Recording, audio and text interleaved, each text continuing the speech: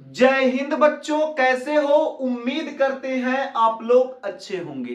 प्यारे बच्चों, आज के क्लास में हम लोग अध्ययन करने वाले हैं बीज का निर्माण, फॉर्मेशन ऑफ सीड। तो आज के क्लास में हम लोग क्या अध्ययन करने वाले हैं?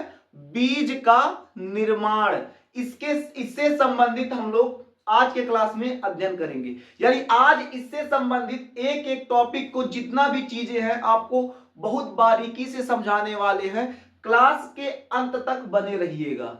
और अगर आपको मजा आ जाए तो क्लास को शेयर कीजिएगा अपने मित्रों के पास, ताकि आपके साथ साथ उनका भी पढ़ाई अच्छे तरीके से हो सके। तो चलिए हम लोग समझते हैं बीज का निर्माण। सबसे पहले क्या करते हैं, जो बीज का निर्माण होता है उसको हम लिख देते हैं, उसके बाद आप लोगों को फिर समझाते हैं। क्योंकि पहले लिख देंगे तो आपको एक एक जो टॉपिक है, एक एक लाइन जो है, उस एक एक लाइन को थोड़ा सा बारीकी समझा समझा देंगे तो आपको थोड़ा बेहतर समझ में आ जाएगा। तो एक काम कीजिएगा, जब हम नोट करेंगे तो आप भी साथ साथ नोट कर लीजिएगा। ठीक है, चलो शुरू करते हैं।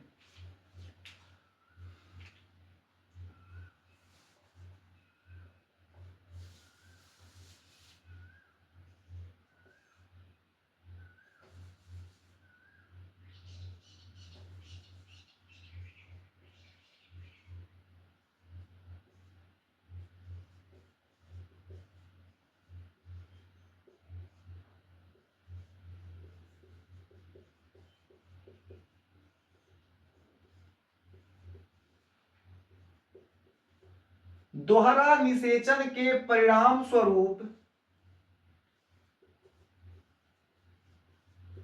बीजांड में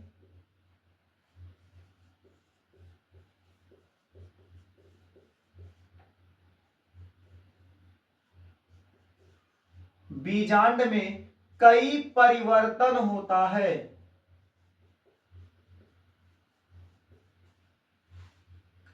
तथा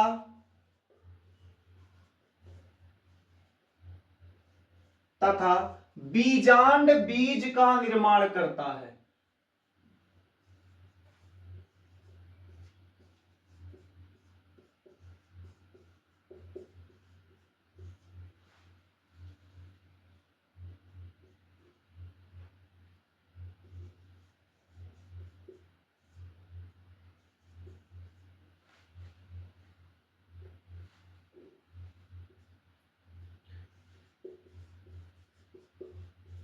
बीजांड के दोनों आवरण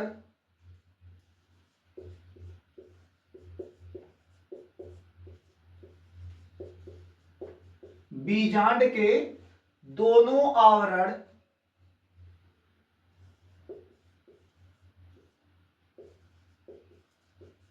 बीज आवरण का निर्माण करते हैं।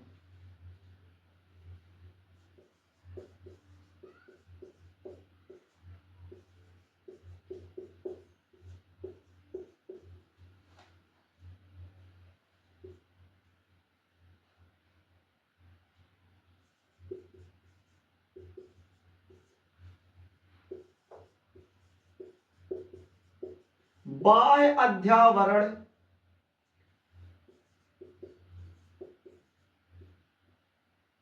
बाह्य चोल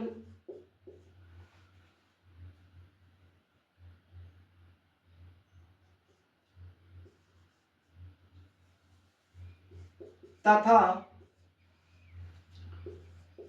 अंतः अध्यावरण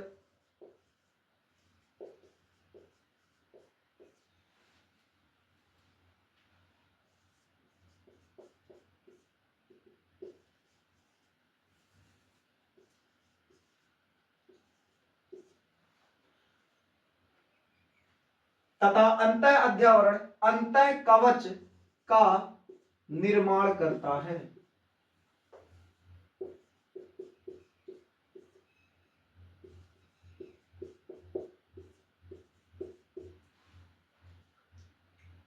अंतः अध्यावरण अंतः कवच का निर्माण करता है। आगे लिखेंगे,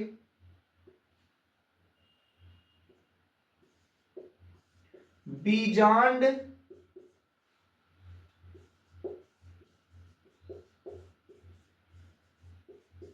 बीजांड बीजांड वृंत से, बीजांड बीजांड वृंत से जिस स्थान पर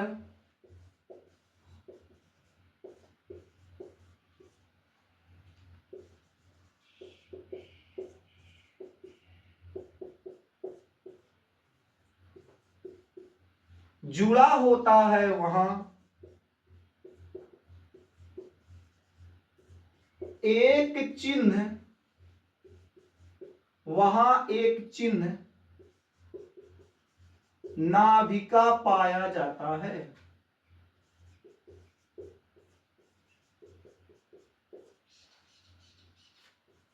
नाभिका पाया जाता है।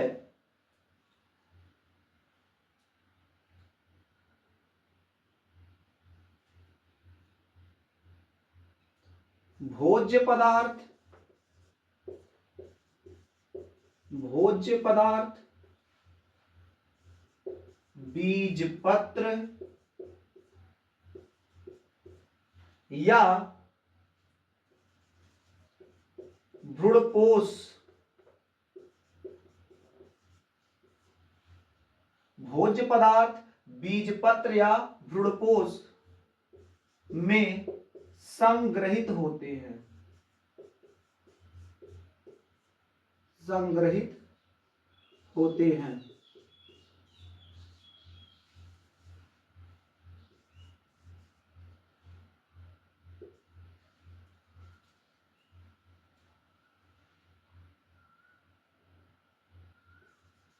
जल की मात्रा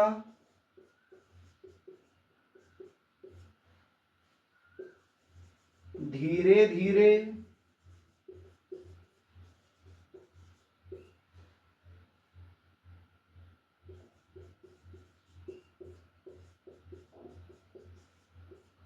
जल की मात्रा धीरे धीरे कम होने लगती है और भ्रूण में सभी जैविक क्रियाएं रुक जाती हैं, भ्रूण में सभी जैविक क्रियाएं रुक जाती हैं।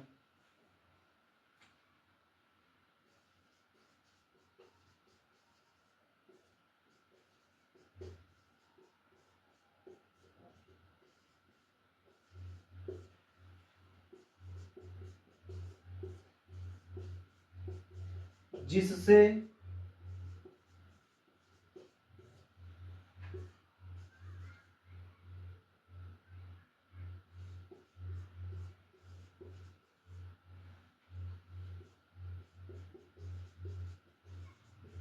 जिससे भ्रूण सुप्तावस्था में चला जाता है।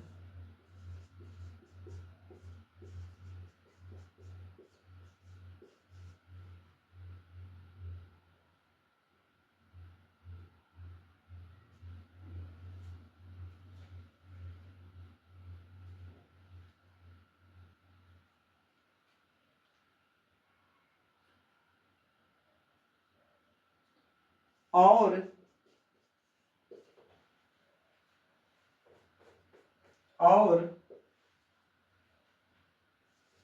आवरणों या आवरण लिख लो, या और आवरण से घिरी इस रचना को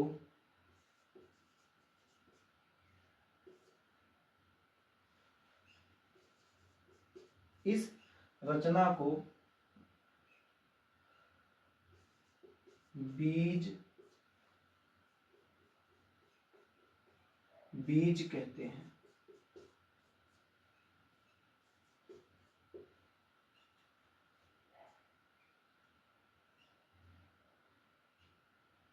पूर्ण विराम आगे लिखेंगे। यह पूरी क्रिया, यह पूरी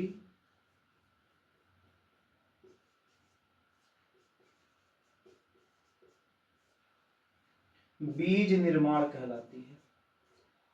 या बीज का निर्माण कहलाती है।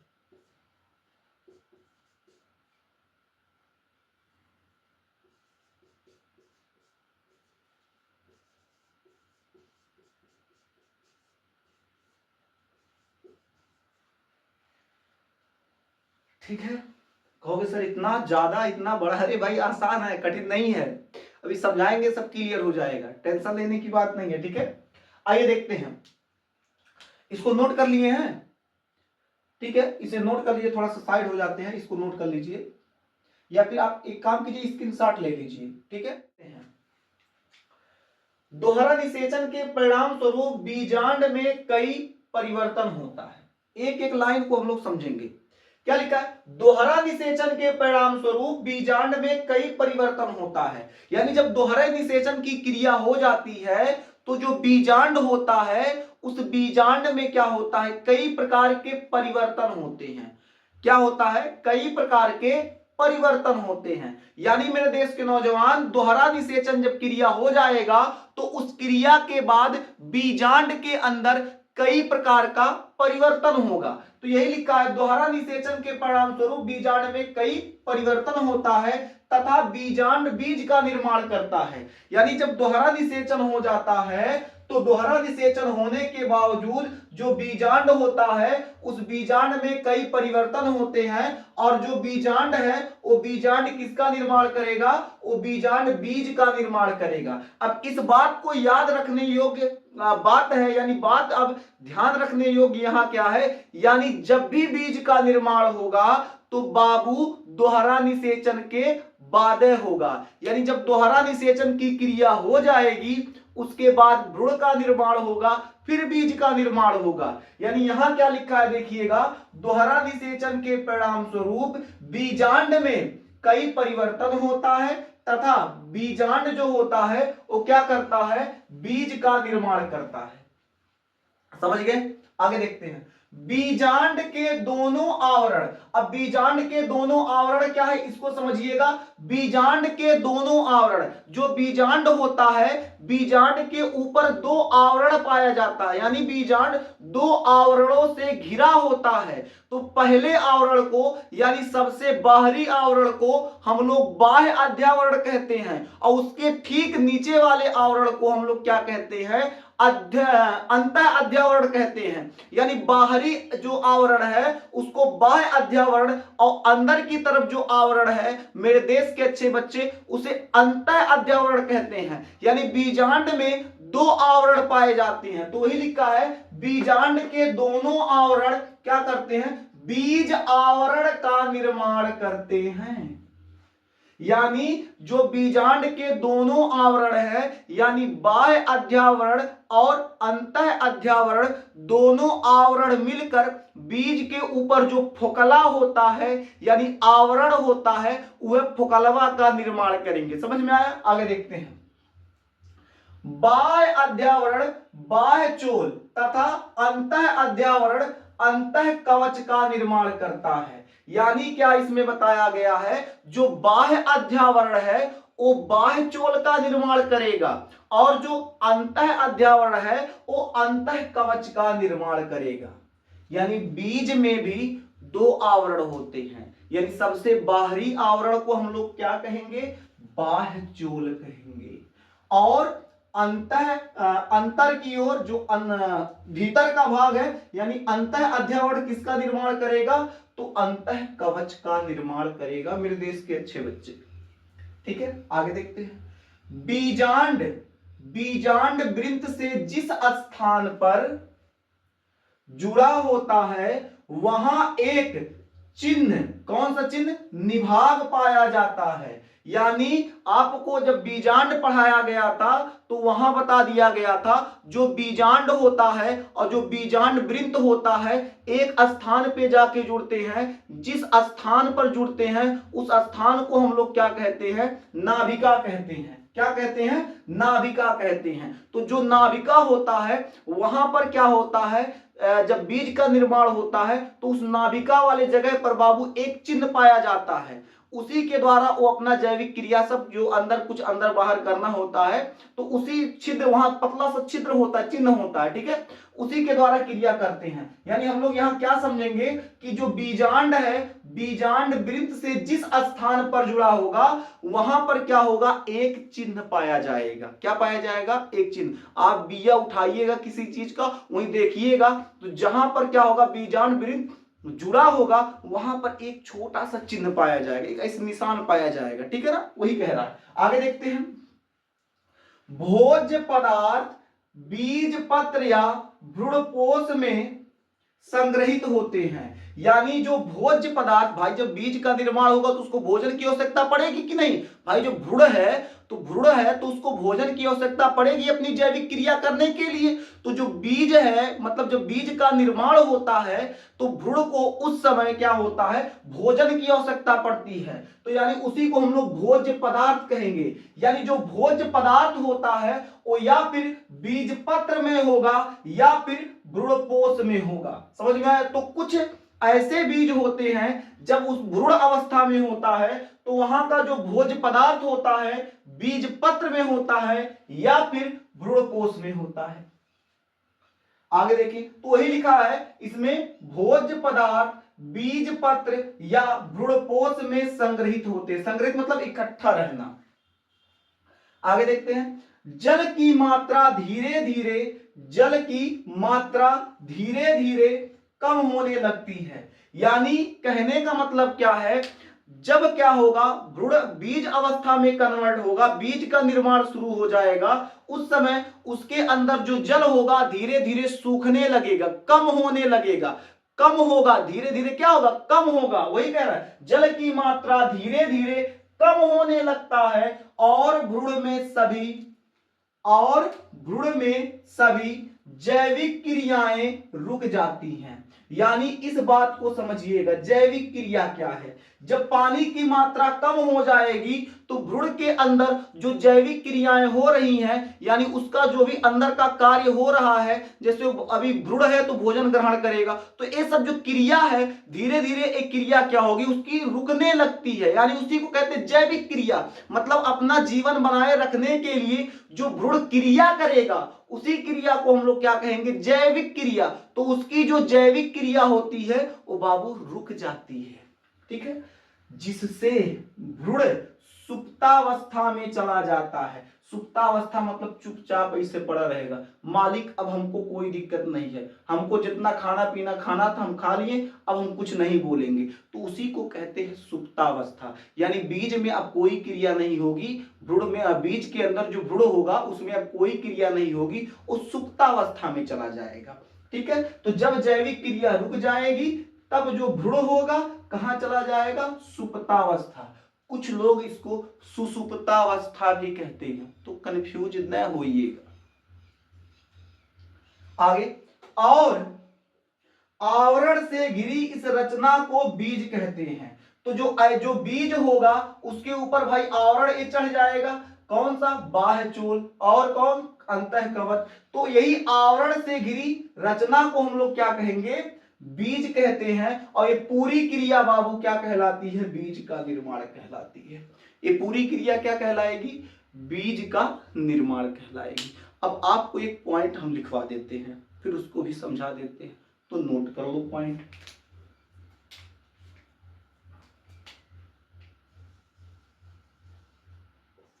पुष्प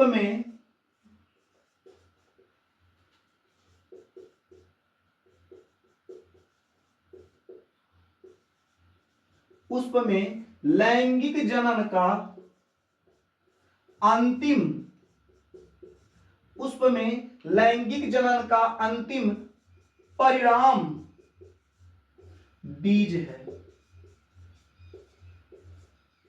यानी जो पुष्प में हम लोग लैंगिक जनन पढ़ रहे थे, उन पुष्पों में लैंगिक जनन का अंतिम परिणाम जो है, अंतिम परिणाम जो है बालक, वो क्या है, आपका बीज है। क्या है, बीज। इस पॉइंट को याद रखिएगा। अगर आपसे पूछ लिया जाए जो पुष्प होता है, पुष्प में जो लैंगिक जनन होता है उसका अंतिम परिणाम क्या है, तो आप मुस्कुरा के जवाब दीजिएगा बीज है। क्या है, बीज है।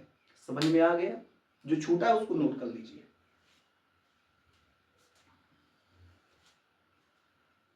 अब हम लोग पढ़ेंगे परिभ्रूण पोष। क्या पढ़ेंगे? परिभ्रूण पोष। हेडिंग कर लीजिए, परिभ्रूण पोष।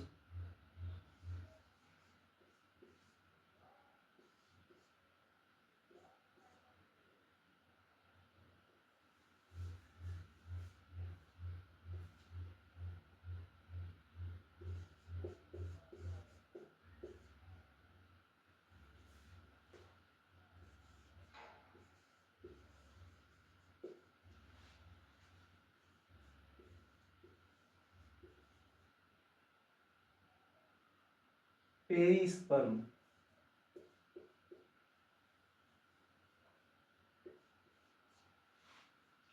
परिभ्रूण पोष, ठीक है। हाँ, पेरिस्पर्म, ठीक है।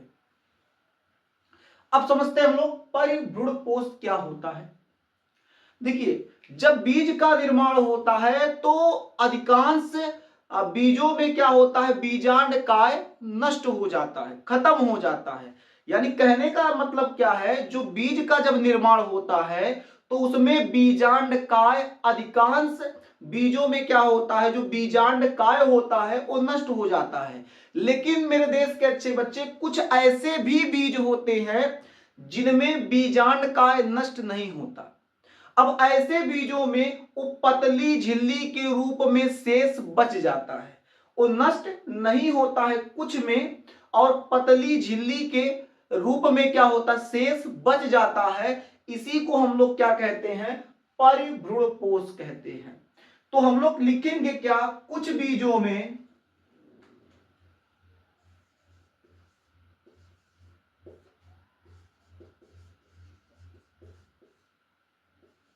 कुछ बीजों में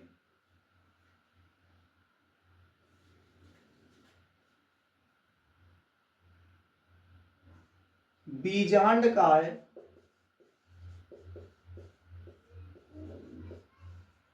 कुछ बीजों में बीजांड काय एक पतली झिल्ली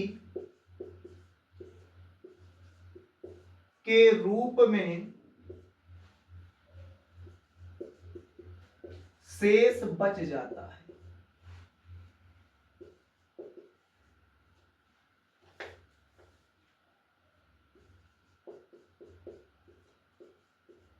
शेष बच जाता है जिसे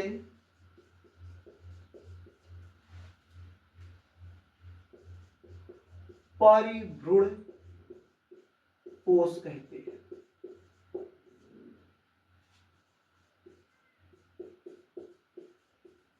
तो अभी क्या समझा है, अभी आप लोग को यही समझाया गया है कि जो अधिकांश बीज होते हैं, अधिकांश बीजों में बीजांड काय नष्ट हो जाता है, यानी खत्म हो जाता है। लेकिन कुछ ऐसे बीज होते हैं जिसमें बीजांड काय शेष बच जाता है, वो मतलब नष्ट नहीं होता। अब जब वो बचेगा तो एक पतली झिल्ली के रूप में इसको घेर के रखेगा।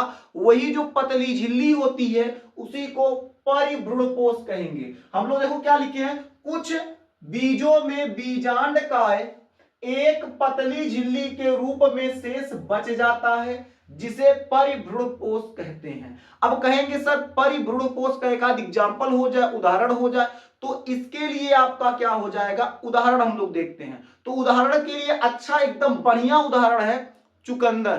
क्या है, चुकंदर। तो लिखो उदाहरण। उदाहरण क्या हो जाएगा बालक, चुकंदर। और एक लिखवा दें, चलो लिख लो। और एक क्या हो जाएगा, काली मिर्च लिख लो। काली मिर्च, काली मिर्च जानते हैं ना, काली मिर्च आदि कर देते हैं। तो परिभ्रूण पोष का एक शानदार जबरदस्त जिंदाबाद उदाहरण क्या है, चुकंदर और काली मिर्च, ठीक है। अब हम लोग पढ़ेंगे जो बीज होता है उसके प्रकार, यानी बीज कितने प्रकार के होते हैं। तो अब हम आपसे पूछ रहे हैं बीज कितने प्रकार के होते हैं। कहें सर जी नहीं आ रहा है, बता दीजिए। तो चलो बता देते हैं। बीज बाबू दो प्रकार के होते हैं, यानी जो बीज होता है, यहां लिख दे, जो बीज होता है वो कितने प्रकार का, दो प्रकार का होता है। पहला इसका जो प्रकार हो जाएगा भ्रूणपोषी बीज,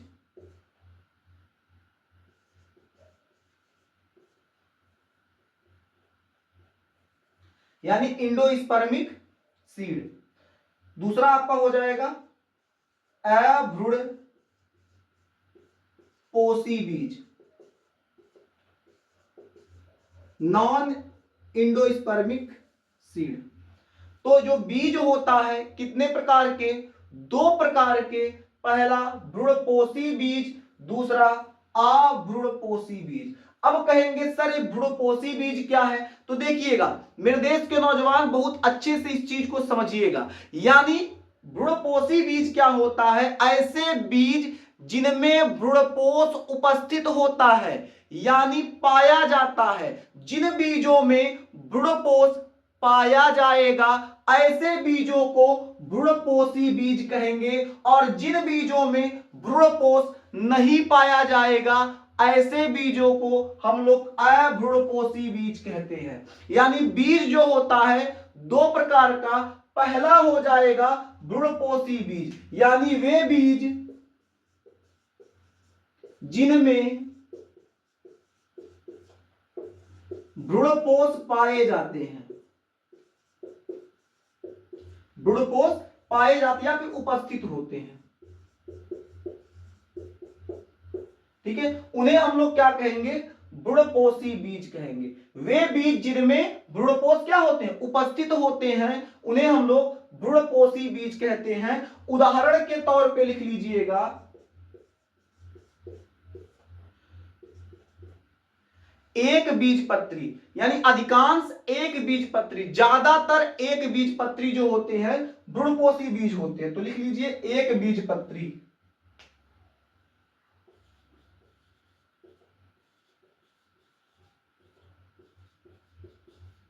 अब कुछ द्विबीजपत्री भी होते हैं। द्विबीजपत्री में आपका क्या आ जाएगा, द्विबीज।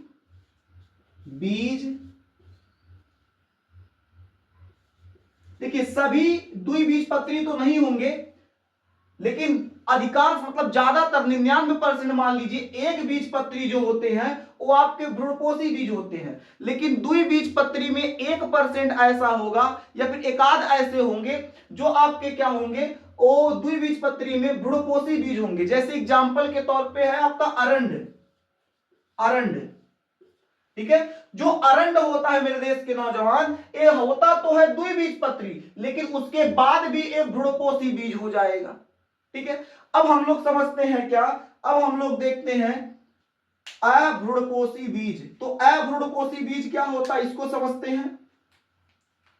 तो अभी इसमें क्या बताएं, वे बीज जिनमें भ्रूणपोष उपस्थित होता है। तो इसमें क्या हो जाएगा, जिसमें मतलब ऐसे बीज या वे बीज जिनमें भ्रूणपोष उपस्थित नहीं होगा, यानी जो भ्रूणपोष होगा, भ्रूणपोष जो होगा इसमें उपस्थित नहीं होगा, उपस्थित नहीं होगा। तो ऐसे बीज जिनमें भ्रूणपोष उपस्थित नहीं होते हैं ऐसे बीज को अभ्रूणपोषी बीज कहते हैं। उदाहरण याद रखिएगा बालक, इसका उदाहरण क्या हो जाएगा, अधिकांश यानी ज्यादातर 99% मान लीजिए द्विबीजपत्री, द्विबीजपत्री, ठीक है। अब इसमें भी कुछ एक बीजपत्री एकाध % में आ जाएंगे। एक बीजपत्री, एक बीजपत्री में क्या हो जाएगा, इसमें आर्किड,